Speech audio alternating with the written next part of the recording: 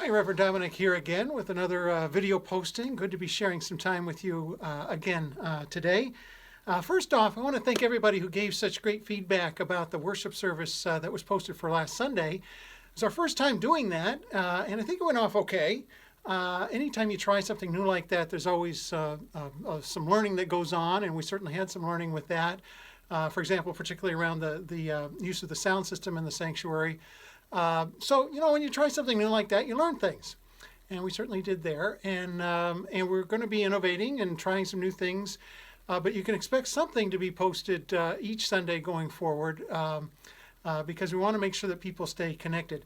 Now, we want to be innovative with that and make sure we're ready because we're going into Holy Week and Easter. This coming Sunday is, of course, Palm Sunday. So we want to be ready for this important time of year that's coming up. Right now, though, I want to focus on some good news around the coronavirus. That's right. There's some good news out there, I think, and it's important to focus on good news these days too, I think, because there's so much bad news every day on the news or online, or wherever you get your news. So it's important to lift up some good things that are happening right now. So here's a list that at least I came up with. You probably, maybe, hopefully, have some other things that you've noticed too, some good things that are going on right now. First, the World Health Organization says that there are now 20 coronavirus vaccines in development. 20. It's going to take a while for them to get tested and to people, but the vaccine is definitely on the way. Second, there's so much being done right now to help with the shortages of masks right now. Countries are sharing with each other. People are making them and donating them. Companies are doing the same thing. Joann Fabrics is giving away free fabric supplies for mask making. This kind of creativity and sharing is just tremendous. Third, as American cities close up because of this outbreak, pollution is plummeting. Environmental scientists have estimated that the current reduction in air pollution will save 75,000 people from dying prematurely. Fourth, as physicians worry about ventilator shortages, researchers are developing several different low-cost solutions. There's a lot going on right now with regard to ventilators, from coming up with new designs to repairing broken ones like those sent by the federal government to California and other blue states.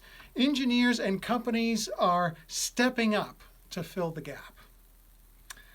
Fifth, there is so much free entertainment online right now. Some of you have already commented about this. There are from free museum tours to concerts, to free movies, to live streams from aquariums and zoos. There's no shortage of things you can access online right now while staying at home. Also, celebrities have contributed millions and millions of dollars already to community organizations like those helping the homeless right now and medical facilities to fight this virus. And this has really been amazing, I think. And along those lines, so much is being done to help support healthcare workers right now. Restaurants and cafes are donating food to medical staffs, and even hotels are giving free rooms to medical workers who are coming in from out of town. This is just great, just great. I don't even know what number I'm on, which is great in itself. But here's the next thing I found. Michael Levitt, who is a Nobel Prize winner who correctly predicted the COVID-19 trends in China and beyond, said this: "We need to control any panic because we're going to be fine. We're going to be fine." Those are words you can hang on to. And here's an important number. More than 100,000 people have already recovered from the virus worldwide, and more are recovering every single day. That's a statistic you don't hear much about, but it's one I think we should be tracking just as much as the fatalities because it helps keep things in balance a little bit. And lastly, it seems like everywhere you look, people are being kind to each other. Have you noticed this? Have you noticed this? Even with social distancing, people smile, people give way, people are by and large polite to each other. There's a real sense that we're all in this together. So I hope you can pay attention to the good news that is out there these days, hidden among the really hard news that's out there as well, of course.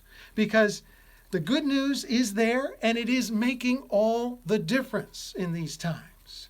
And my hope is that the way that we're all coming together right now will become the norm long after the coronavirus is under control. So, that's it for this time. And until next time, I wish you all the best.